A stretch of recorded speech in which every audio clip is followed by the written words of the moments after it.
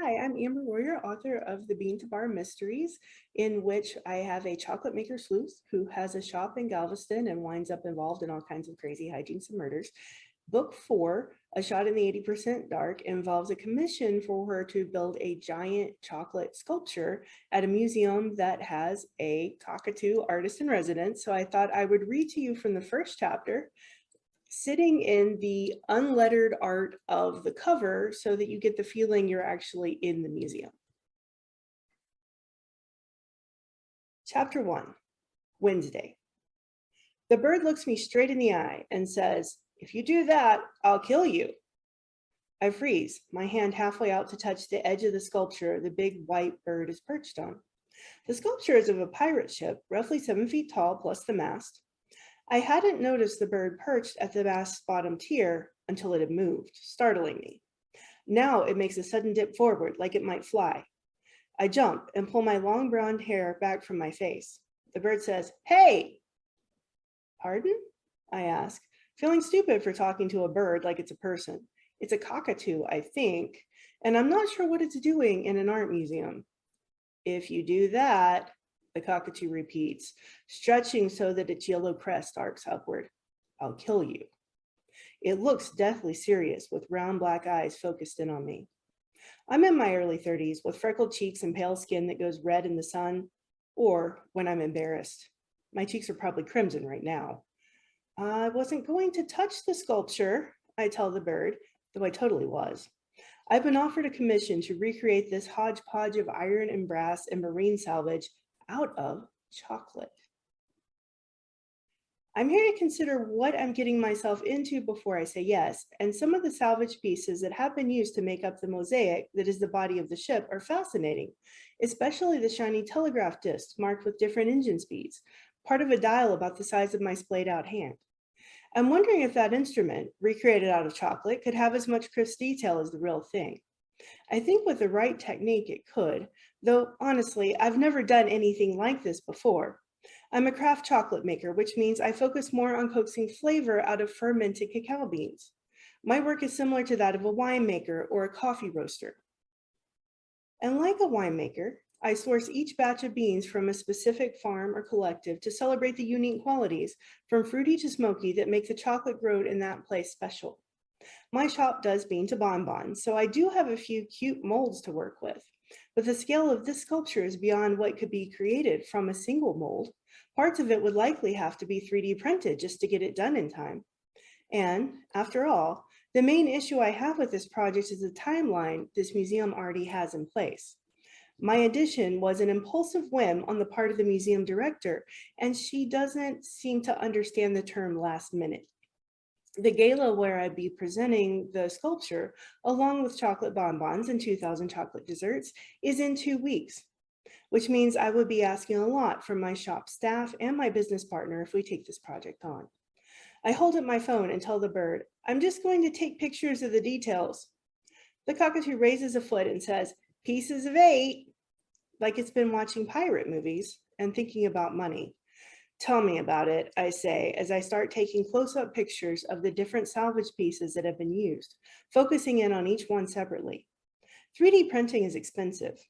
I'd recently done a 3-foot-tall sculpture of Knightley, my lop-eared bunny, as part of a display for my shop.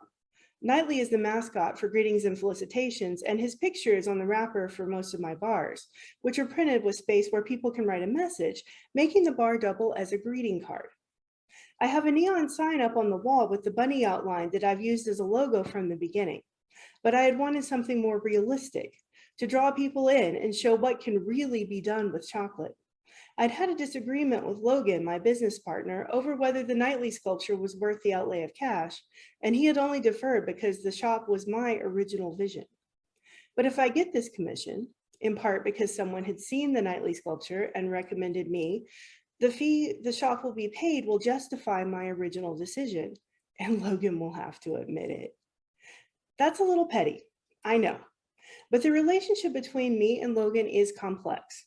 I need his respect, but there's also a playful banter thing between us that's been stressed by the disagreement, and I want to get back to that.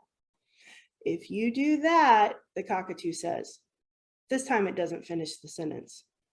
Mrs. Cook, the director of the Lily Museum, located not far from my shop in the historic district on Galveston Island, bustles back into the gallery space, carrying a manila folder jammed with papers. She's wearing a lavender power suit that projects that power vibe. She has bright blue eyes, brown skin, and long dark hair pulled into a severe bun. I also have long hair, but that's where the comparison ends. Mine is a mouseier brown, and I also have brown eyes and the aforementioned freckles. And today I had dressed up by wearing black slacks and a colorful blouse.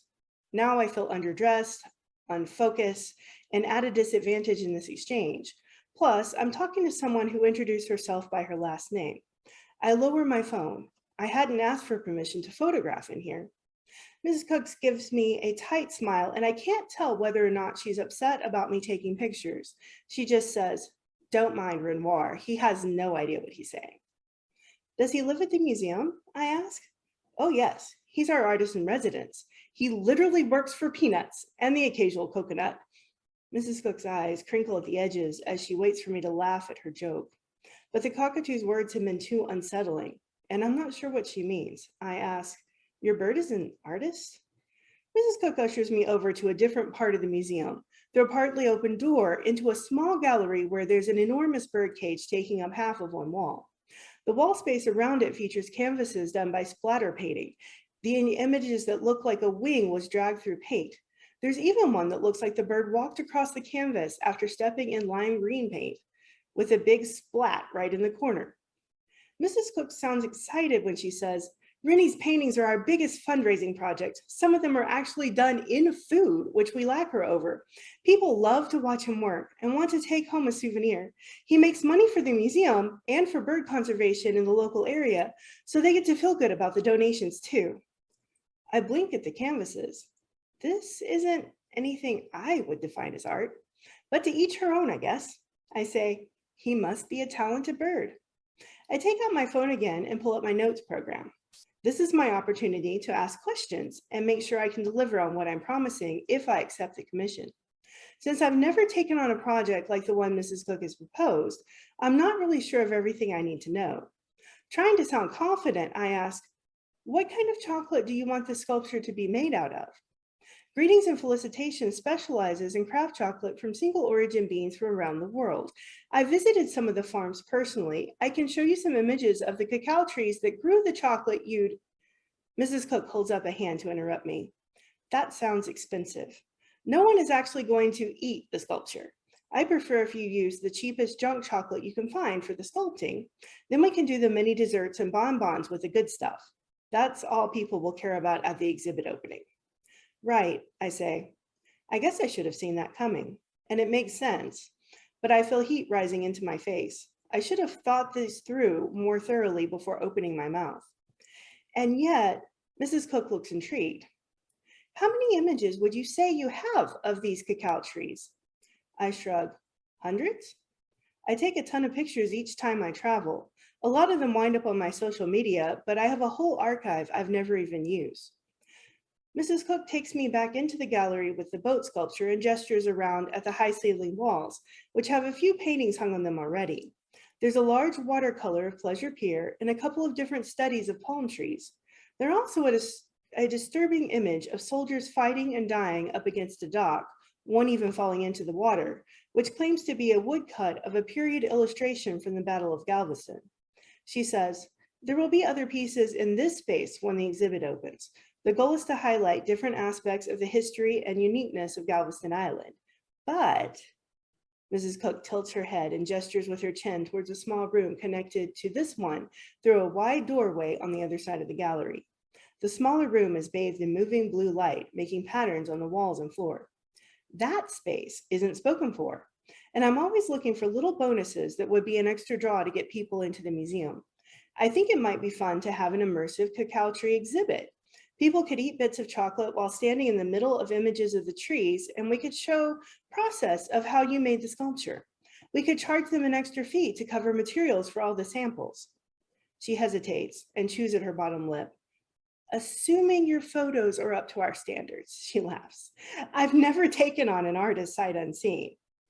I start to say I'm not an artist, but I bite back the words. After all, Mrs. Cook seems to think the cockatoo is an artist, and I'm pretty sure I can do better than that. I stammer out, I can send you a link with some pictures.